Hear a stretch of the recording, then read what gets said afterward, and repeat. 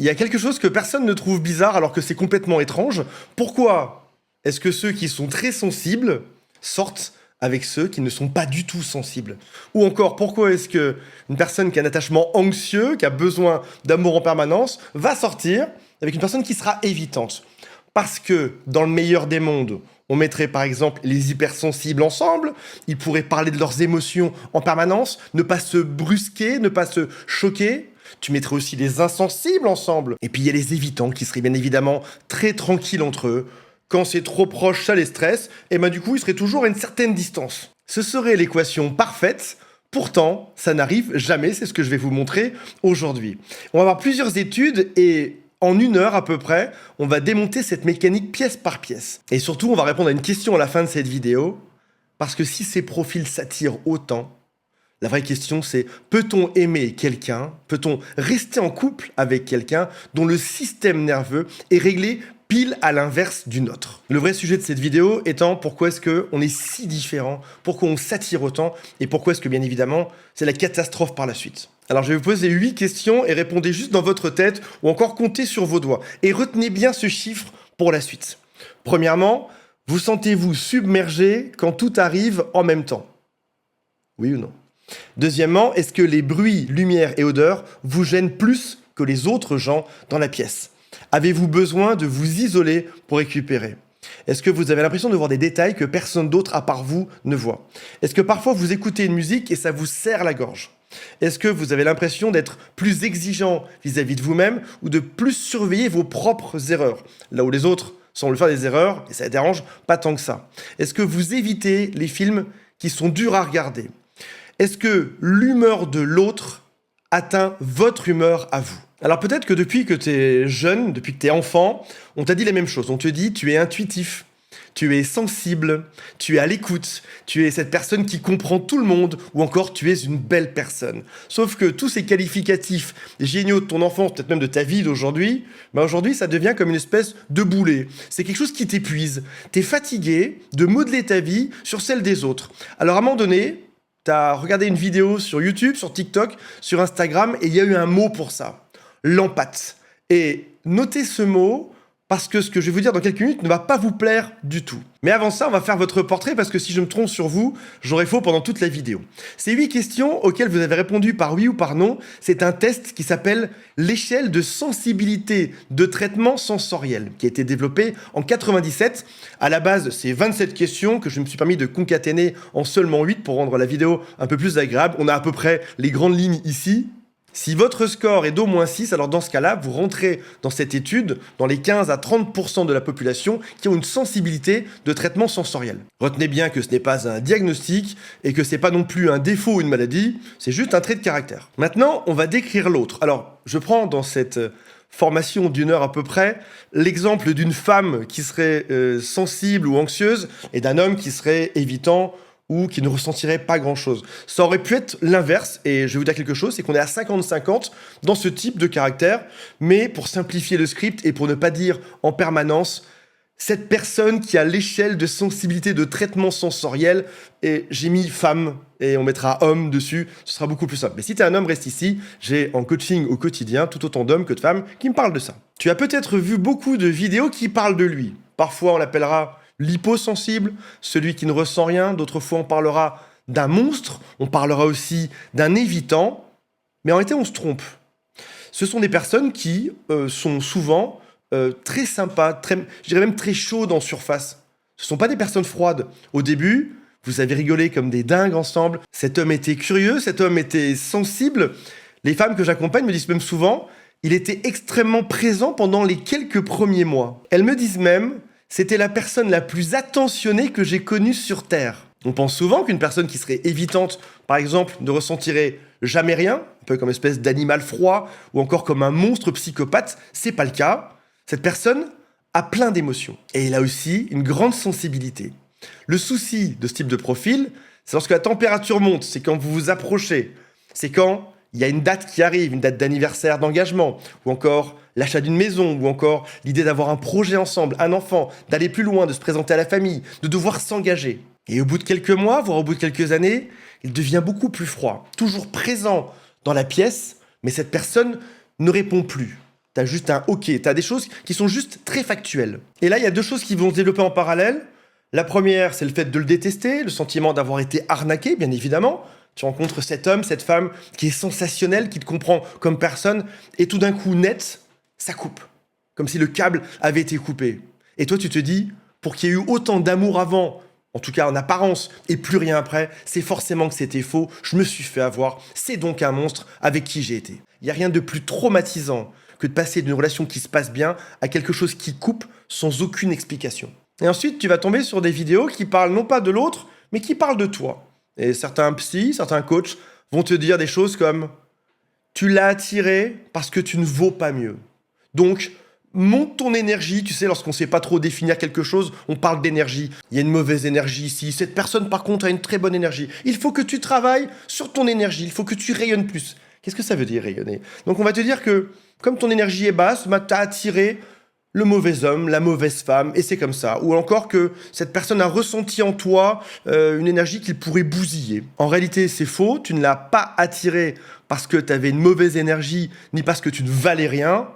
C'est un système qui est en place. D'autres coachs, d'autres psys vont te dire, si tu es resté avec cette personne-là, c'est que tu aimes souffrir. Ce qui est complètement faux.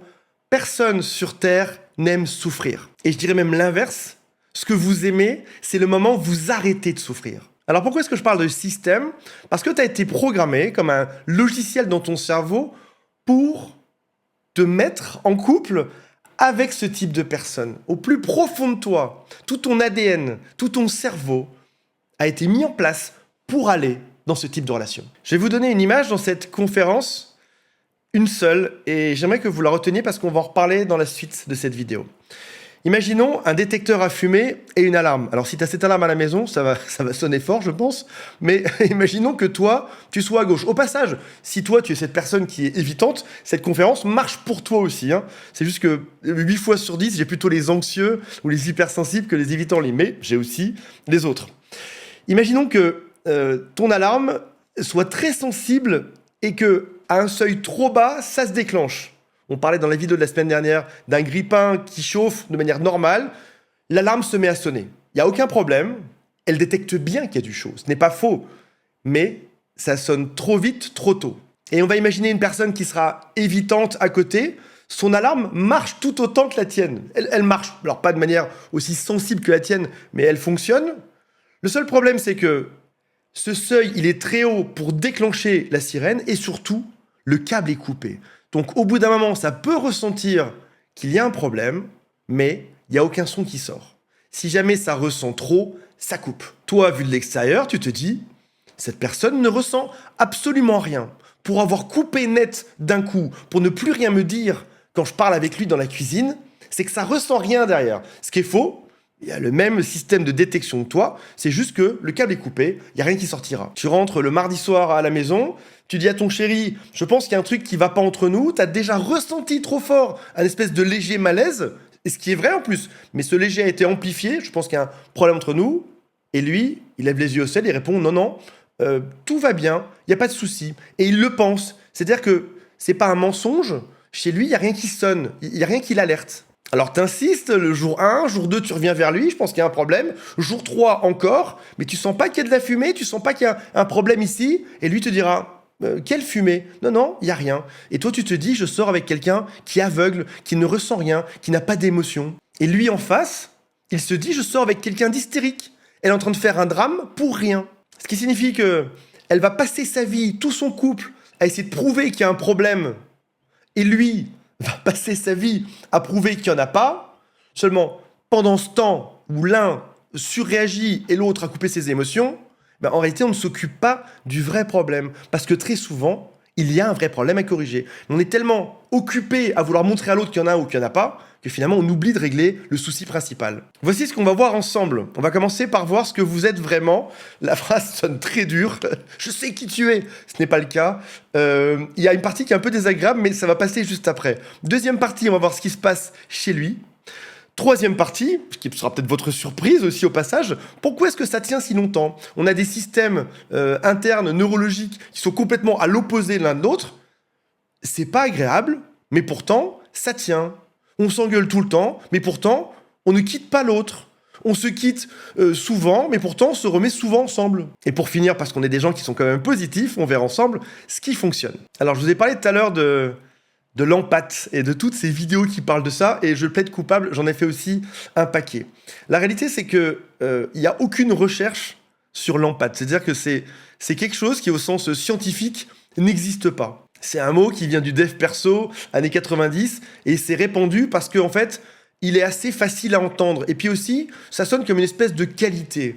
C'est-à-dire que tu préféreras toujours être empathe plutôt que d'être décrit comme étant bipolaire. Ça sonne toujours plus sympa, quoi. Moi, je comprends les autres. Moi, j'ai des émotions parce que je sais me connecter aux autres. Le terme, tu le trouveras dans aucune étude. Pour autant, on va le trouver dans d'autres formes. En réalité, dans 3 autres formes qu'on va voir dans un instant. Parce que ça signifie pas que si le mot n'existe pas dans la littérature scientifique, que pour autant, tu n'as pas ce genre de compétences en toi. Si jamais j'ouvrais le boîtier de ta tête, de ta boîte crânienne, ce qui me mettrait déjà probablement en prison immédiatement, mais sans se figurer, on va voir ensemble le moteur, comment ça marche sous le capot. On va voir le capteur, c'est-à-dire quelle est ta finesse de détection. On va voir aussi le décodeur, c'est qu'est-ce que tu fais du signal capté. On va voir aussi la sirène, lorsque le décodeur a sorti une information, qu'est-ce qu'on en fait par la suite. Et 4e point, c'est l'isolation. Est-ce que le signal reste dedans ou est-ce que ça va déborder? Il y a une étude qui est sensationnelle là-dessus, qui a été créée par Acevedo et ses collègues en 2014, et le protocole était simple et en plus plutôt rigolo. On allonge des gens dans un scanner et on leur montre 4 photos. Première photo, leur conjoint qui sourit. Et on analyse le cerveau. Deuxième photo, le conjoint qui est triste. 3e photo, un inconnu qui sourit. Et 4e photo, un inconnu qui est triste. Et ce qui a été découvert, c'est que plus ton score de sensibilité est élevé, plus ça va activer des zones dans ton cerveau. Mais c'est même pas ça le plus intéressant dans cette étude, c'est surtout que il y a un écart entre ce qu'on va ressentir pour un inconnu par rapport à ce qu'on va ressentir pour son propre conjoint. Donc en gros, ton super pouvoir de détection des micro-expressions, tu pourrais dire, j'ai ce super pouvoir donc je peux scanner n'importe qui dans la rue, au supermarché, dans mon école, chez mes collègues. La réalité, c'est que non, c'est sur ton conjoint que ce super pouvoir fonctionne uniquement. Enfin, c'est uniquement dans le sens beaucoup plus que sur des inconnus. En gros, si quelqu'un que tu connais à peine ou peu est vexé, tu le sauras peut-être à peu près. Par contre, ton conjoint, ça, tu vas le savoir par cœur. Ton super pouvoir est orienté sur une seule personne, ton partenaire. Donc, lorsqu'on t'a dit toute ta vie, depuis que t'es petit garçon, petite fille, que tu ressens trop, que t'en fais des caisses, que t'es pénible, la réalité, c'est que ça se mesure au scanner. C'est-à-dire que c'était réel. Tu étais capable, réellement, avec tes figures d'attachement, que ce soit tes parents quand tu étais jeune, que ce soit ton mari ou ta femme aujourd'hui, tu es capable de beaucoup plus distinguer que les autres son humeur. Deuxième étude qui vient confirmer ça, on va filmer un couple qui parle ensemble, donc ils ont pris des centaines de couples, on met une caméra sur lui, une caméra sur elle, et on les filme. Ils parlent ensemble pendant des heures. Puis ensuite, on va les mettre chacun séparément dans une pièce, et on va montrer le visage du mari ou le visage de la femme sans le son. Et chacun des participants qui a cette fameuse sensibilité est capable de décrire précisément tout ce que ressent son partenaire avec une exactitude incroyable. On parle de l'exactitude empathique, mais aussi de la précision de lecture. Certains pourraient répondre « oui, mais tout le monde peut le faire ». Il s'avère que toi, tu peux peut-être le faire 10 fois mieux que les autres. Dernier test dans ce domaine. En 2011, il filme des couples mariés avec parfois des problèmes, parfois des solutions, parfois des rires dans leur couple. Et il découvre que plus tu as une anxiété d'attachement, plus tu es capable de deviner les émotions de ton mari ou de ta femme. Là, tu pourrais te dire, je m'en doutais. Sauf qu'en fait, ce qui est intéressant dans cette étude, c'est l'autre partie qui montre que une personne qui est évitante sera moins exacte pour deviner les émotions de son mari ou de sa femme. C'est-à-dire qu'en fait, toi, tu devines mieux que l'autre ce qu'il ressent, lui, en face, te devine beaucoup moins bien, même en cas de dispute. Ce qui signifie, si je résume tout ça, ton super pouvoir est dirigé uniquement vers ton partenaire, mais également, plus tu seras sensible à tout ça, mieux tu pourras le deviner. Et également, si jamais tu es en situation difficile comme une dispute de couple, tu peux encore mieux deviner les problèmes de l'autre. Parce que en temps calme, quand tout se passe bien, tu ne déclenches pas ce super pouvoir. On se pose quelques secondes pour assimiler tout ça. Ce que tu appelles de l'empathie, En réalité, c'est autre chose, qui a un nom qui est beaucoup moins drôle. En réalité, c'est de la vigilance. De la vigilance à la peur, à l'abandon. Et qu'on se mette d'accord, c'est pas un défaut, c'est quelque chose de réel. C'est aussi quelque chose qui t'a protégé. C'est quelque chose aussi qui a été programmé dans ton enfance parce que, avec tes parents, ça se passait probablement mal ou de manière bizarre. Tu as développé cette compétence et cette compétence a été mise en place dans une maison en feu au sens figuré. Sauf qu'aujourd'hui, il n'y a plus le feu et tu as toujours cette compétence. Même parfois à l'extrême. Tu as toujours cette compétence ciblée non pas sur père, mère, mais ciblée sur ton partenaire. Tu vois 10 fois plus vite que n'importe qui, n'importe quel problème qui arriverait. Troisième et dernier mécanisme, et celui-ci, c'est celui qui va déterminer si cette empathie, on va garder ce terme-là, ou disons ta sensibilité, est-ce qu'elle te sert? C'est-à-dire, est-ce qu'elle t'est utile en fonction de son niveau? Est-ce qu'elle t'est plutôt pratique et utile? Peut-être même dans ton travail, si tu travailles dans le monde de la santé, par exemple. Est-ce que ça t'est utile? Ou est-ce que c'est monté trop haut et ça commence à te desservir? Et il y a deux choses qu'on peut distinguer selon cette étude.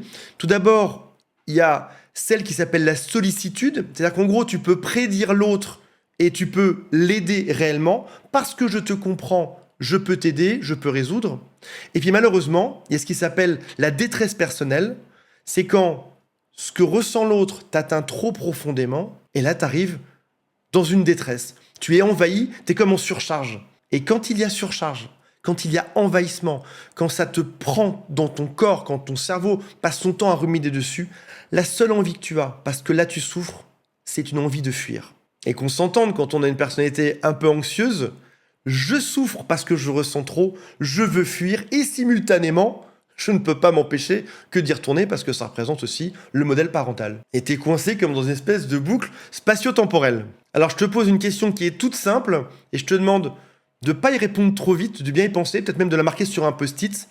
Lorsque l'autre va mal, est-ce que je veux l'aider à aller mieux ou est-ce que j'ai besoin qu'il aille mieux pour que je puisse respirer à nouveau? Et si on ramène ça à l'enfance, ça donnerait la phrase suivante.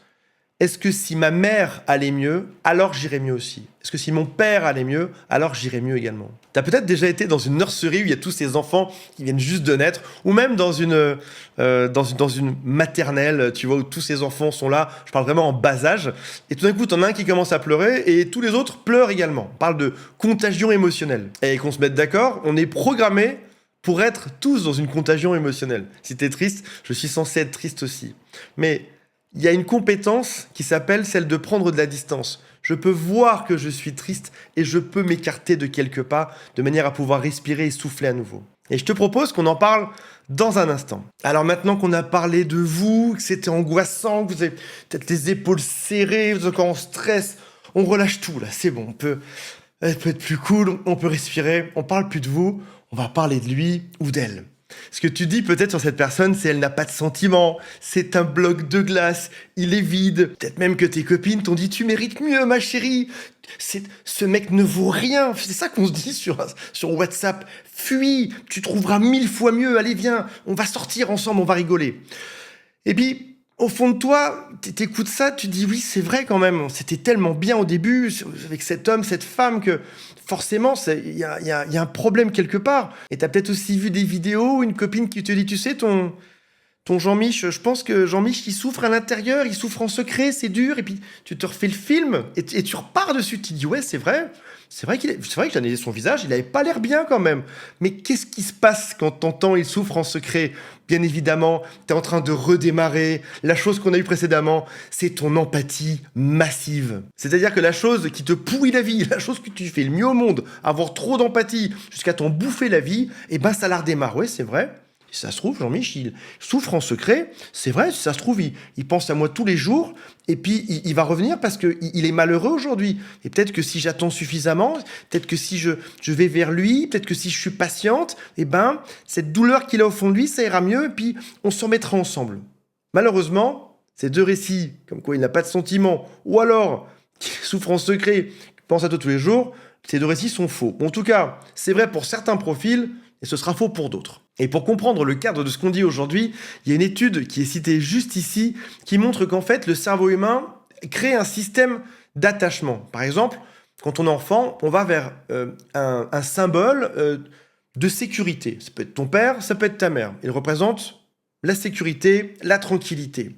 Si jamais cette figure d'attachement, je pense à ta mère, un indice, si jamais cette figure d'attachement n'est pas fiable, par exemple, eh ben, il y aura deux stratégies. C'est pas deux personnalités, c'est un même problème d'enfance qui va créer chez certains une stratégie, chez un autre une autre stratégie. Mais le souci initial est le même. C'est pour ça que vous vous reconnaissez aussi. Comme dans les cités d'or, vous avez chacun une partie du médaillon, Esteban et Zia, on peut les coller, bien évidemment. Vous êtes différents, mais vous venez pile du même endroit avec deux stratégies différentes.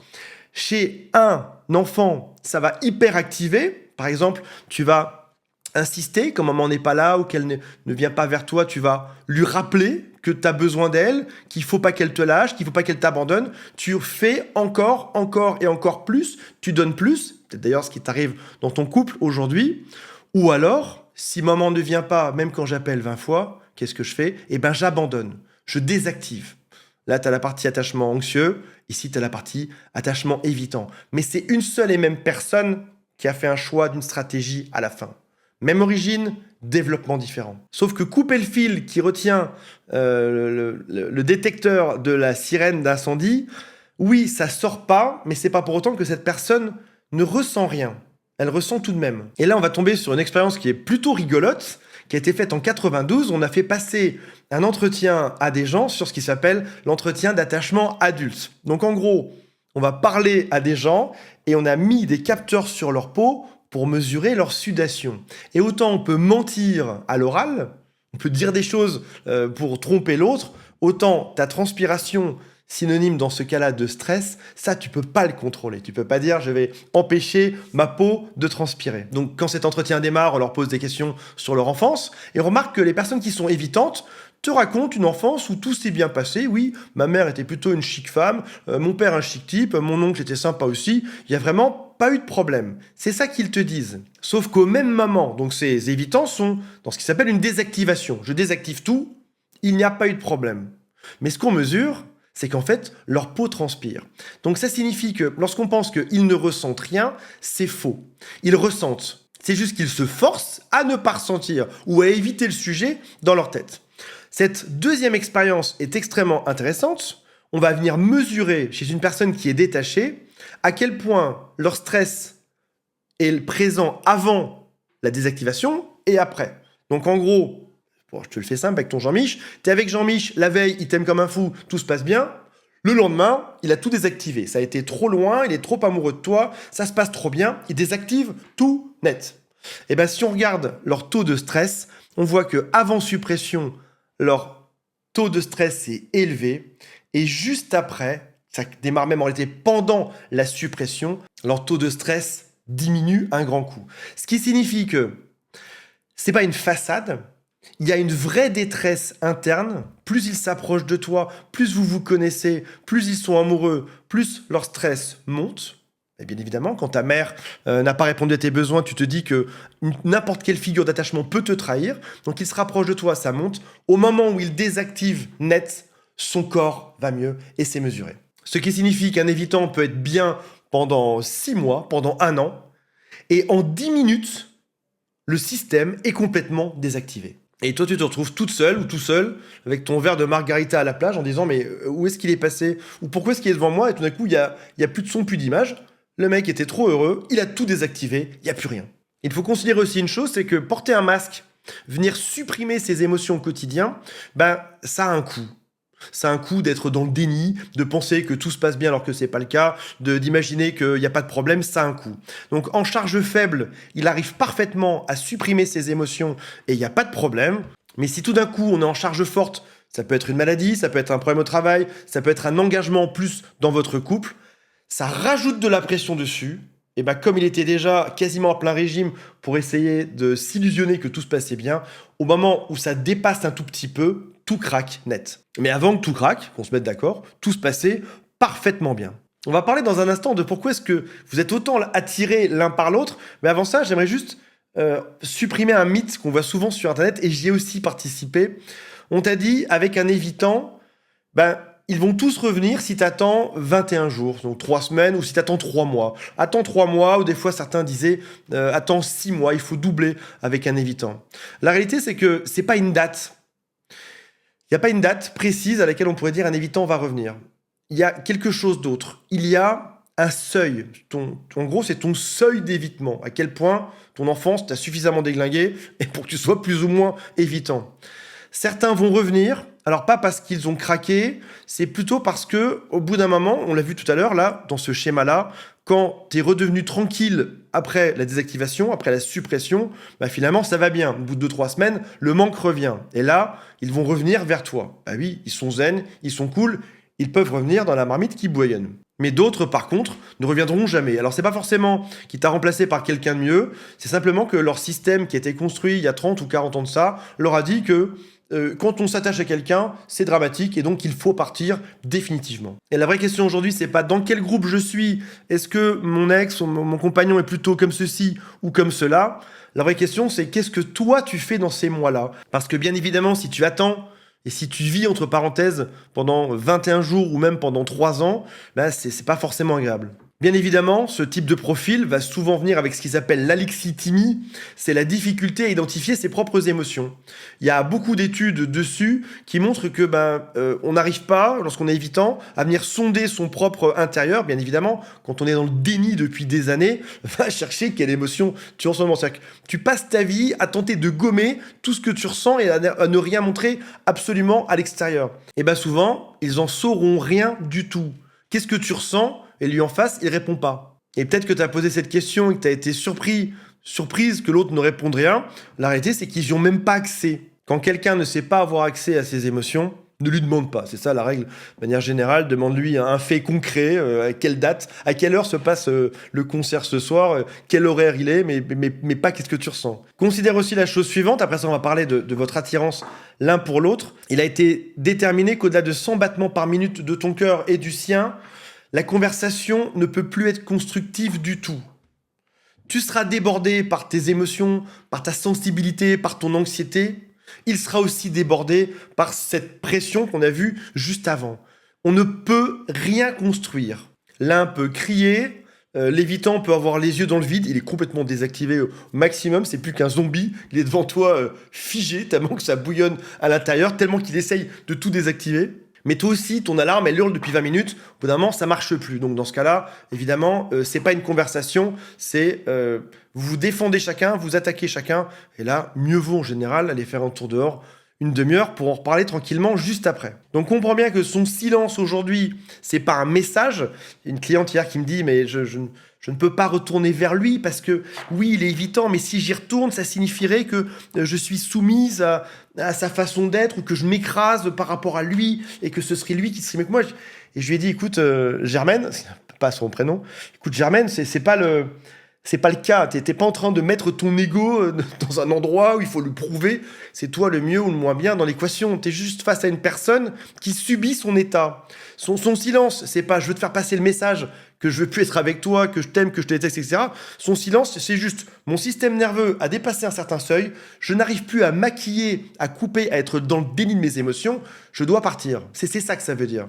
Donc, tu peux revenir vers lui intelligemment, lui demander humainement si ça va. Déjà, on reste des humains à la fin. Et ne pas mettre de stratégie partout dans tout ce qu'on fait. Alors là, finalement, on arrive dans une danse qui a même un nom qui s'appelle la boucle demande-retrait. La mécanique est très simple. L'un va faire une demande, il peut aussi faire une critique, il peut aussi insister, il peut aussi vouloir résoudre le problème. Il veut maintenant une réponse ou ce soir. Pendant ce temps, l'autre se retire. Il va temporiser, il minimise, il change de sujet ou il quitte la pièce. Et c'est pour ça que ça ne s'arrête pas tout seul, parce que aucun des deux ne peut arrêter en premier sans se sentir en danger. Si jamais c'est elle, dans notre exemple féminin depuis tout à l'heure, qui arrête d'insister, elle a l'impression d'abandonner la relation. Elle a l'impression qu'elle ne traite pas le problème. Elle voit qu'il y a un souci, de par son empathie qu'on a vu tout à l'heure, et elle se dit, parce que je l'ai vu, parce que je suis même forte pour déceler ça, on doit le résoudre pour avancer. Sauf que lui se retire. Mais s'il restait dans la relation, eh ben, il serait submergé physiquement. C'est ça qu'on a vu. Donc certains thérapeutes de couple vous diront, bah c'est très simple, mes amis, il suffit juste de communiquer ensemble. Ce n'est pas le cas. On ne peut pas parler du problème parce qu'on est chacun dans le système d'alarme qui se déclenche. C'est ce qu'on a vu au début. Je vous dis que je vous expliquerai plus en détail. Il y a un problème, admettons que ce problème c'est... prenons un problème bête du quotidien. Ce souci, c'est que lui, il veut partir à la montagne et elle veut partir à la mer cet été. Dans l'absolu, une simple discussion entre adultes pourrait suffire. Je te parle de ça, ça peut être pour faire la vaisselle, ça peut être pour aller au restaurant, ça peut être dans un SMS d'une amie ou d'une ex qui est partie, n'importe quel sujet. On devrait traiter ce sujet en adulte. Sauf qu'elle a détecté ce problème bien en amont, bien avant qu'il y a un réel problème. Elle a juste vu une notification dans sa tête, il y a tout un drame qui est en train de se produire, et probablement qu'elle a raison en plus. Lui, ça vient lui mettre une pression incroyable, il y a son truc qui monte, etc.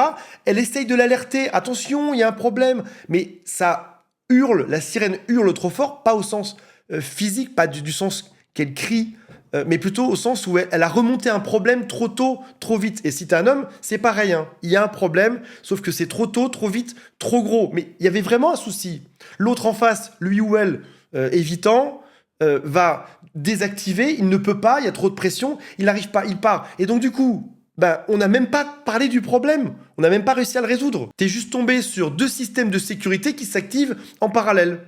Il y a une étude que j'ai trouvée très intéressante sur ce sujet, qui a été fait sur 14 000 personnes, c'est gigantesque, et qui montre la chose suivante, c'est que ce soit elle qui demande ou lui qui se retire, le résultat sera le même.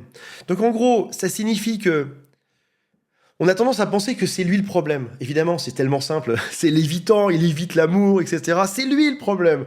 La réalité, c'est que c'est ni lui, ni toi. C'est la boucle qui est créée. La boucle de demande-retrait qu'on a vu juste avant. Et ce qui est encore plus intéressant, c'est que cette boucle s'aggrave dans le temps, à force d'incompréhension, de problèmes, ça va être de plus en plus vite. Encore une fois, tu t'énerves. Encore une fois, tu ne veux pas répondre à mes problèmes. Donc, c'est-à-dire que le couple va aller en s'empirant, parce que finalement, on résout jamais rien. Puis quelqu'un qui a déjà eu 3 disputes dans le mois, j'ai envie de te dire que d'un coup, la 6e, la 7e, la 8e, ça va l'énerver de plus en plus, que tu sois l'anxieux ou l'évitant là-dedans. Ça signifie qu'on est tous les deux, on fait partie de ce problème-là. On est chacun en train de rejouer quelque chose de l'enfance. On s'attire de manière gigantesque dans nos blessures et on va rejouer cette espèce de boucle qui vient pourrir le couple encore et encore. Petit encart publicitaire.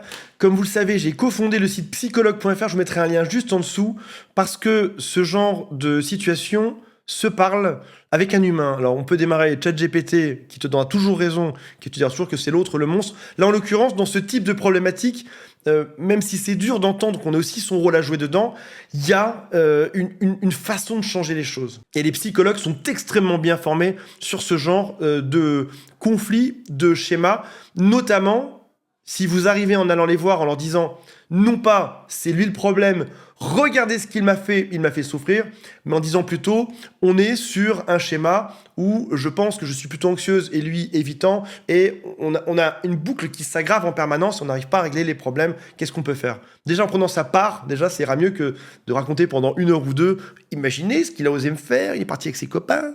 Alors il y a peut-être quelque chose qui vous perturbe depuis le début, c'est que je vous dis que c'est souvent le cas. Souvent un évitant avec un anxieux. Et on n'arrive pas à comprendre qu'est-ce qui fait que ces deux couples vont ensemble. On aurait pu s'attendre à avoir, bien évidemment, les évitants ensemble, tellement plus simple, les anxieux ensemble, les hypersensibles ensemble et les hyposensibles ensemble. Et là, tout le monde serait heureux et ça se passerait bien. Il y a même une étude qui a été faite dessus sur 354 couples et avec profil anxieux, et alors lui anxieux, elle anxieuse, 0, c'est-à-dire il n'y avait aucun couple 354 qui était ensemble, lui évitant et elle évitant, 0. Par contre, ces deux cases-là étaient pleines, c'est-à-dire que quand l'un était évitant, il était toujours avec une anxieuse et réciproquement. Donc ce premier résultat, il est faramineux, ça signifie que les styles d'attachement ne s'accouplent pas au hasard. Il n'y avait aucun couple, par exemple, anxieux-anxieux. Et aucun couple évitant-évitant. Donc t'es pas malchanceux, tu es dans une probabilité qui se forme statistiquement à 100%. Tant que tu n'as pas réglé, c'est ça qui est atroce, c'est ça la partie, je vous avais dit tout à l'heure, relâchez les épaules, relâchez-les encore une fois maintenant, là. Allez, on y arrive en douceur. On y arrive en douceur.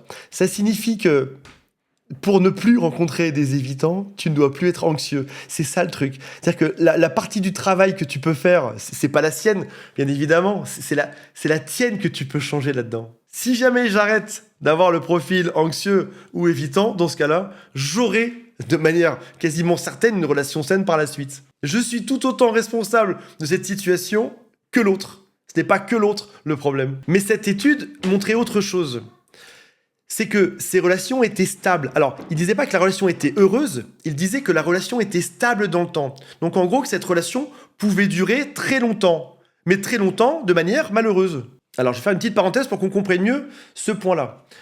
Chez une personne anxieuse, comme ça a été mon cas pendant quasiment toute ma vie, t'as découvert avec ta mère que si tu demandais une fois, ça suffisait pas. Il fallait demander plus, encore et encore, il fallait insister parce que tu pouvais finir par avoir de l'amour si tu le réclamais. Et chez l'évitant, ce qu'il a appris, si tu as bien retenu ce qu'on a vu juste avant, c'est que montrer un besoin ne rapporte rien. Donc il a abandonné. Donc lui, sa croyance, c'est « je ne peux compter que sur moi ». Au final, dans ce couple qui se forme, elle croit qu'elle finit toujours par être abandonnée et il finit en effet par partir. Lui, il croit que la proximité va l'étouffer, sa compagne insiste et il a la preuve que sa croyance était vraie. Donc, pourquoi est-ce que ce couple se verrouille ? Parce qu'on parle de prophétie auto-réalisatrice. Je me mets dans un couple avec les mêmes croyances que celles que j'avais dans mon enfance et ça finit en effet par arriver encore et encore et encore. Donc ça vient valider mon expérience d'enfance et à chaque fois que j'ai un couple, je viens valider un peu plus cette expérience d'enfance. C'est ce qui fait que ça dure aussi longtemps dans ma vie. Et donc on a affaire à deux personnes qui, sans s'en rendre compte, passent leur journée entière à démontrer que leur schéma d'enfance et leurs croyances d'enfance sont vrais. Quoi que je donne, je finirai toujours par être quitté.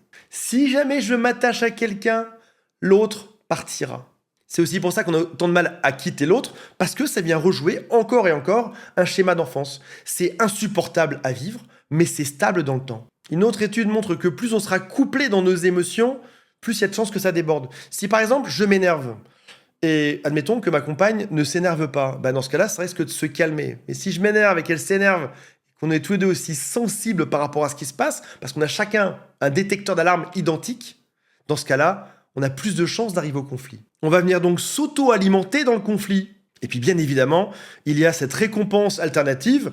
On va se disputer le 1er du mois, le 2, le 3, le 4, jusqu'au 8, ça se passe bien, et on va se disputer à nouveau. Donc en gros, ça se passe bien, puis on se dispute, puis on a une récompense, on va s'envoyer en l'air dans le lit et on va s'amuser. Et donc, parce que les disputes seront graves et parce que aussi les récompenses seront chouettes, ça devient addictif. Maintenant, je peux vous poser une question qui est toute simple, c'est qu'est-ce que ça fait à votre santé d'être là-dedans ?